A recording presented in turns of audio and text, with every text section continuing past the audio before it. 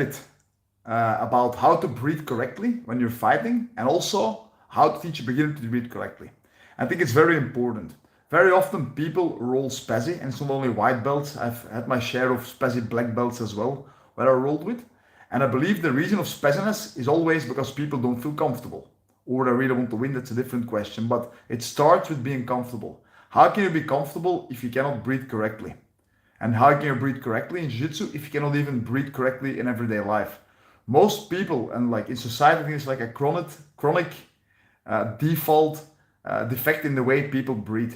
There's a lot of studies about that. I can refer to like James Nestor or the oxygen advantage, where they talk about how to breathe correctly. So first off, breathing should always be done through the nose, inhaling and exhaling. If you breathe through the mouth, that is just not as effective. I'm not going to go into the science about it, but in general, just believe breathing through the nose is key in breathing correctly. Then also have to think about this. Inhaling is for the future, exhaling is for the past. So when you inhale, you excite yourself. When you exhale, you calm yourself. Most people breathe like this. Standard. This is actually hyperventilating. Just look around and see how many people breathe like that. There's even an insult for it, like called a mouth breather. So mouth breathing is very annoying. It's a bit obnoxious and very ineffective. So the thing is this: when you breathe in longer than you breathe out, you excite yourself more than you calm yourself down. This is hormonal. So the first thing is breathe through your nose. Secondly, make sure your breathing in is as long as breathing out. And who do we look to for teaching us to breathe correctly? Actually, people who do yoga or people who meditate. And in yoga, they always teach the same thing: breathe through the nose,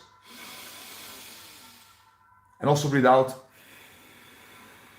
through the nose. 4 seconds in, 4 seconds out. If you breathe in more than you breathe out, then you will be too excited. If you breathe out longer than you breathe in, then you will be too calm. So it's also related to mindfulness. You want to be completely in the middle always. That is what fighting is about, jiu-jitsu is about. Finding the middle ground in fighting and everything. So again, breathe in.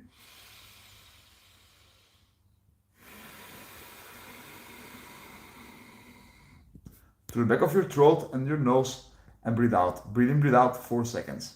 And also important is to not to do chest breathing. Chest breathing means like this. So if you see my chest,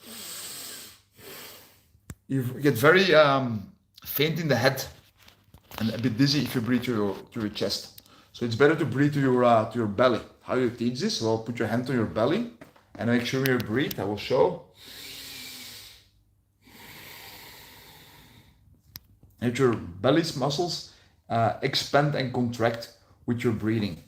Then how do you teach this to a beginner? Well, it doesn't really work to tell the spazzy person, the spazzy beginner, hey, calm down, don't use so much strength. It doesn't really work. You have to go with them through the process. Now, if people cannot even breathe correctly in everyday life, how do you want them to breathe correctly during the fight? It's a little bit like drowning, and then during the drowning say, hey, calm down, calm down. Yeah, of course you should calm down, but it's the whole point. I cannot calm down. Okay, so how do you do it? Well, usually I sit the person down, face to face, and I first show them how to breathe correctly. So hand on the belly, we go through the process, and I explain and I show. Then I usually hold their both hands, and I tell, look, let's breathe together.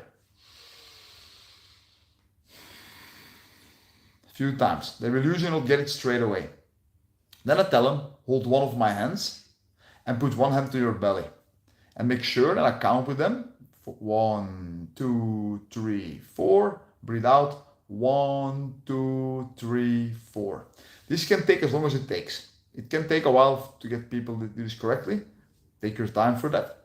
Then, once they know how to breathe correctly, you lay on your back and let them mount you. And you tell them, look, you're going to sit on top of me and repeat the same breathing pattern. Often people who are not used, like beginners, who are not used to close contact, will get naturally a bit more anxious. So their breathing already changes. So just now teach them to breathe correctly while being in contact with your body. Once I master that, I tell them, look, now I'm going to start moving gently. You're not going to try to beat me. You're not going to try to, submit me or anything. You're just going to try to inhibit my motion, block me from moving. So I tell that, you keep breathing at the same time correctly, I tell the beginner, and I start moving and I just have to inhibit motion. At the same time, I can talk about connection, which is a different topic. So once I do this, you can say, look, now we can either do the same thing, but from a position where the person is inferior. So maybe I mount the beginner on this moment and just tell him again, stop, so start moving calmly, and again, immobilize me as good as you can. Wherever your hands, your feet and your hips are and your knees, immobilize me as good as possible. And after this, you can go back to an equal position and ramp up intensity. And that's basically it. And very often we'll have to remind the person of what is breathing correctly.